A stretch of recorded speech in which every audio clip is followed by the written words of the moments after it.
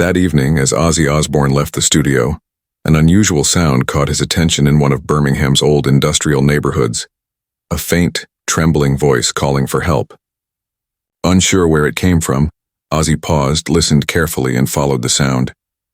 In a dimly lit park beside a large oak tree, he discovered a troubling scene. A young girl dressed in black Gothic clothing was crouched near the tree, visibly shaken. Her dark makeup was smudged and streaks of tears ran down her pale cheeks. From a short distance away, Ozzy heard a male voice shouting, "We're leaving you here, weird girl. Maybe now you'll learn to dress like normal people." 3 young men, likely around 18 or 19, were walking off with her bag toward the park's exit. One of them turned back and sneered, "Don't forget to toss out those creepy music albums in that bag too." They all laughed as they disappeared into the darkness. The girl's Gothic necklaces were broken and her black skirt and boots were covered in mud. A flash of anger crossed Ozzy's face. The scene reminded him of his own difficult youth in Birmingham, when he had been mocked and bullied for his long hair and eccentric style. He quickly approached the girl, kneeling beside her. "Hey, are you all right, love?"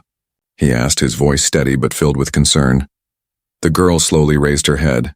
Through the tears, her blue eyes shimmered with a mix of fear and defiance. I'm fine, just a little shaken," she replied, trying to steady her voice. Something in her tone struck a chord with Ozzy. It was the voice of someone who had been judged and pushed aside for being different. "What's your name, sweetheart? And what did those boys do to you?" he asked gently. Emma Williams," she said, still sounding uncertain. Then her expression shifted as she looked closely at him. "Wait, are you really Ozzy Osbourne? The real Ozzy Osbourne?" Her voice suddenly brightened. The fear from moments earlier replaced by astonishment and excitement. Ozzy couldn't help but smile. "Yes, that's me, Emma," Ozzy said calmly. "Now tell me what happened. What did those kids do to you?" Emma took a deep breath before speaking. "I'm in high school and I love metal music, especially black metal. I dress in Gothic style because it feels like who I truly am. But everyone at school thinks I'm strange. They call me a devil worshipper." Her voice trembled as she continued. "Those 3, Jason, Kyle, and Marcus, they won't stop bothering me." As Emma spoke, Ozzy could sense her pain. Her words took him back to his own past. "Today after school," she went on, "they followed me. They said, 'We don't want to see your weird music around here,' and then they grabbed my bag." Tears welled up in her eyes. "All my CDs were in there, my concert tickets, even my signed Emperor poster. I saved for months to buy that." Ozzy listened quietly, understanding every word. He remembered his own childhood in Birmingham, how people had mocked him for his long hair, his unusual clothes, and his love for music. "Emma," Ozzy said gently, "you never need to apologize for being yourself. Your music, your style, those are the things that define you. Don't ever be ashamed of them." Emma stared at him, stunned, as if someone had just shown they truly understood her. "But you're a heavy metal legend, the founder of Black Sabbath. I listen to black metal, Emperor, Mayhem, Darkthrone. That's so different from your music, darker, more aggressive." Ozzy smiled warmly. "Music is music, Emma. Every metal subgenre is a way to push back against darkness and to express yourself." He paused. "When I was young, people didn't get us either. They called Black Sabbath devil's music and tried to push us out." He held out his hand. "Come on, love. I'll make sure you get home safe tonight. But first we're getting your bag back." Emma's eyes widened and her voice shook with a mix of hope and nerves. "Really, what will you do? You aren't going to fight them, are you?" A spark from his past flickered in Ozzy's eyes, but his tone remained steady. "I won't fight, Emma. I'm not going to throw punches. I will, however, make sure they learn a lesson. That bullying isn't acceptable." They set off in the direction the boys had gone. Walking beside Ozzy, Emma felt safer. After a moment, she asked softly, "Ozzy, you really don't judge me for listening to Emperor and Darkthrone? Most people call that music extreme, even freakish." Ozzy stopped and turned to her, his tone sincere and calm. "Emma, when I formed Black Sabbath in 1968, people said we were corrupting the youth. The black metal you listen to gets misunderstood the same way. Music frees the soul and lets us express feelings. Listening to dark music doesn't make you a dark person." Emma's face brightened. "You mean it? You actually want to understand?" Ozzy answered casually, "Of course. I'm curious. Which black metal bands do you follow? Tell me about them." Her shyness faded as she warmed to the subject. "Emperor, Mayhem, Burzum, Darkthrone. I especially love Emperors in the Night Side Eclipse. The complex guitars and atmospheric keys feel like another world. Ozzy listened, nodding. Emperor? I know them. Eason's vocals are impressive. They do very technical atmospheric music. There are even echoes of dark themes in some of our old Black Sabbath songs. Emma's voice showed surprise. I can't believe you know them. You're not just being polite, are you? Ozzy replied, music has no borders. I'm open to learning. As metal changes, I follow it too. Maybe you can teach me about modern black metal, and I'll tell you about metal history and how heavy metal began.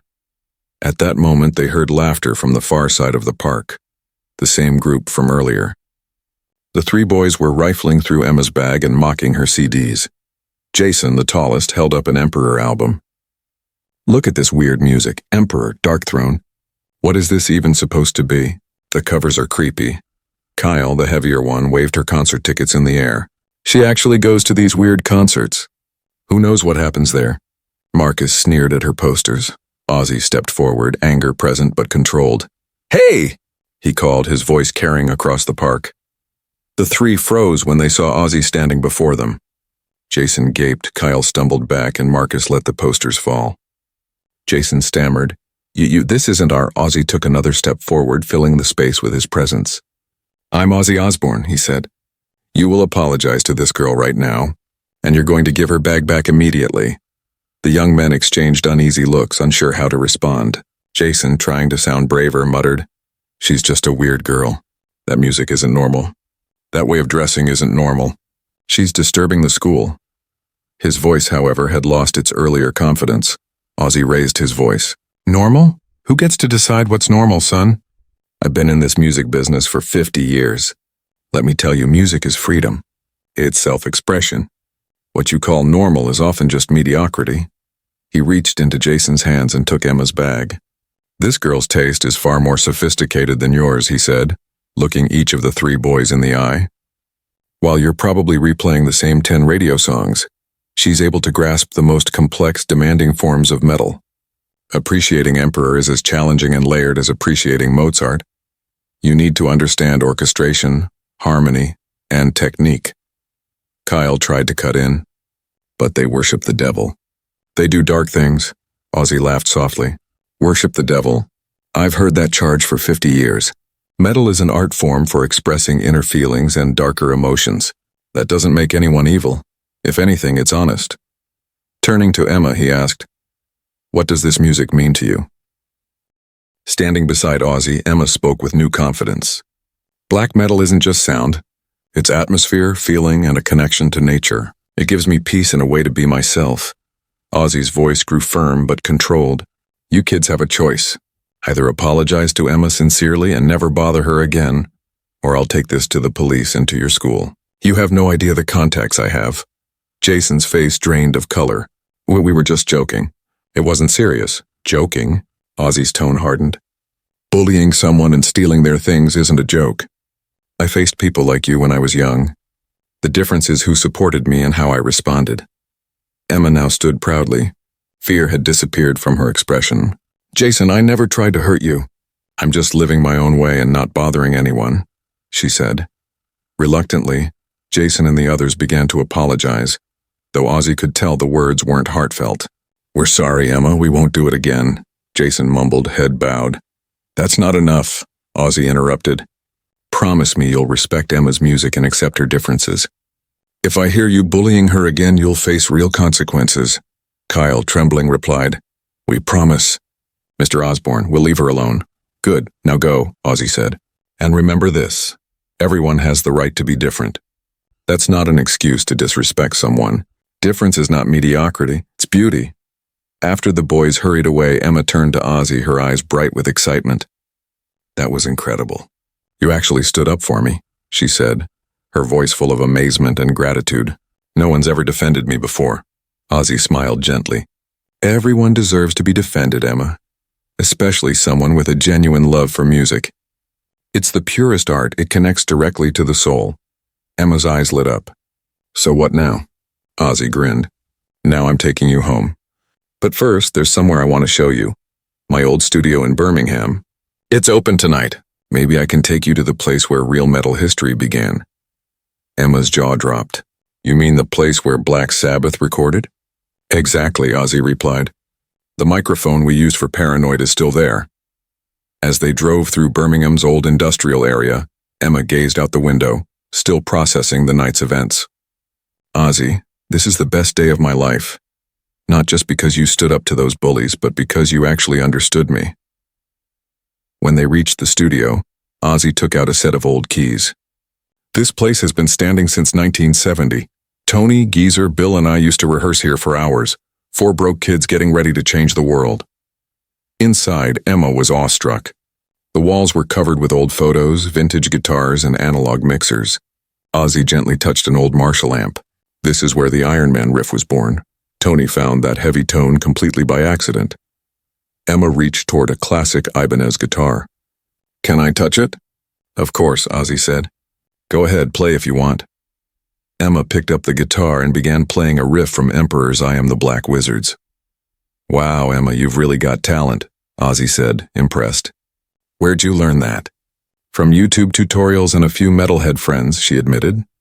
But I've never played on gear this good before. Ozzy grabbed a bass guitar and joined in. Though he wasn't an expert guitarist, their combined sound filled the studio beautifully. Emma's technical black metal riffs blended perfectly with his groove. Emma, Ozzy said while playing, you're one of the most gifted young musicians I've seen. Have you ever had formal lessons? She blushed. Just a few online classes. My family can't really afford proper training. Ozzy stopped playing and looked at her seriously. What if I arranged weekly guitar lessons for you? With one of Birmingham's best metal teachers. Emma's eyes widened. Are you serious? That would be too expensive. Don't worry about money, Ozzy said, raising his hand. Talent should never go to waste. He pointed to the corner of the studio. This isn't just a workspace, it's a place for young musicians to find themselves. Every Saturday I work here with new talent. If you come by, I'll introduce you to other metalheads. Emma's excitement grew. There are other musicians here too? Of course, Ozzy replied proudly. There's Josh, a 16-year-old death metal drummer, and Sarah, a 17-year-old doom metal vocalist. If you join us, maybe we can start a band together. Emma's face lit up. A black metal band? That's my dream. They spent 2 hours in the studio, and for Emma, it felt like stepping into the heart of music history. On the drive home, she turned to Ozzy. You didn't just get my bag back tonight, you gave me a new beginning. When she got out in front of her house, she felt completely transformed. Ozzy, what do you think Jason and the others will say when they see me tomorrow? Don't worry about them, Ozzy replied. You know who you are now, and that's the greatest strength anyone can have. The next week, Ozzy kept his promise. Her guitar lessons were arranged, and she was invited to join the studio group. Soon she met Josh and Sarah, and the three instantly connected, forming a new band called Darkened Dreams. From that day on, Emma carried herself differently. She wore her Emperor t-shirt proudly, walked with confidence, and listened to her music without fear.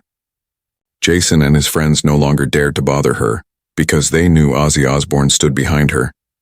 But even more importantly, Emma had discovered her true worth.